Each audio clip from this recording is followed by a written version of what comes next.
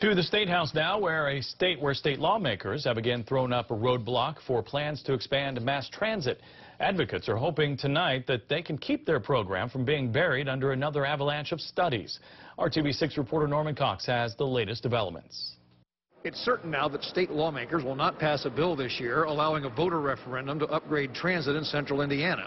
That bill has now been watered down to the point that it only provides for a legislative committee to study the issue this summer. Mayors and business leaders from Indianapolis and the Donut County say there have been enough studies already.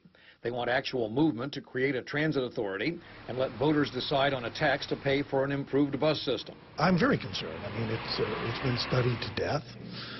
It's something that we need for economic development throughout all of central Indiana to keep this great momentum that we have going. I'd rather not put it in a study committee.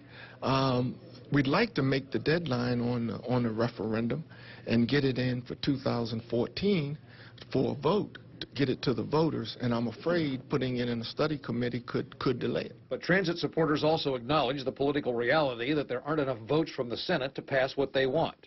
Today they offered several compromises. One is to accept the study committee on the condition that it focuses its study on the actual plan offered by IndyConnect and not engage in a wide-ranging generic study that they fear would just delay things. Opponents, however, seem reluctant to accept that kind of limit. I think my question today to them is that they've studied this issue for 16 years and that Indigo is a bad system. Why haven't they been able to improve it in 16 years, and they still have leeway on the tax to raise if they need to make a greater and better bus system, and haven't been able to accomplish that. Transit supporters offered another compromise today by volunteering to rule out any light rail except on the existing nickel plate road corridor to Noblesville. Light rail has become an opposition flashpoint, but it's uncertain if that will be accepted. At the Statehouse, I'm Norman Cox, RTV6. Work on the transit measure and all other key bills must be wrapped up by Monday at midnight when the legislature by law must adjourn.